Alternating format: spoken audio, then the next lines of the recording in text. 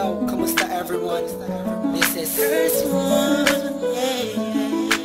and it's another one. Here we go. Kahit anong gawin ko, upang maalis lang sa isipan ko. Credit to Vibe Beats. Paano mo sila kamusabi kung paano ka tumingin sa Downtown Entertainment. Okay. Bigilan Beat mo, that bro. pintig ng puso ko.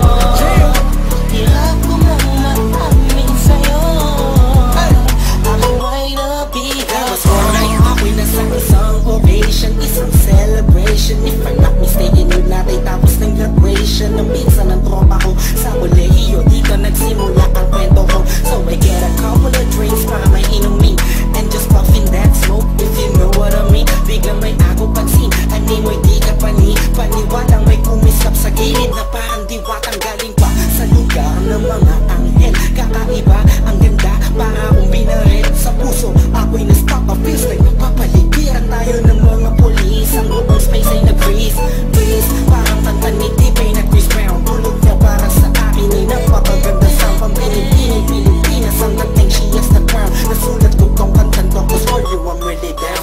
Yo. Kahit anong gawin ko, upang maalis lang sa isipan ko.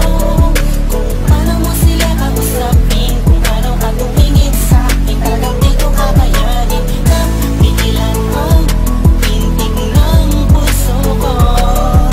Hirap ko mang maamin sa'yo, ako ay nabigat. Kami na ba ang tahan ko, malabog nakatakita ko na hugis ng kanyang katawan. Nakakaakit ng mata, malabos sila ng bugis niya. Hindi niyang nakakapagpapaba ng mga talak, hindi mo binalik.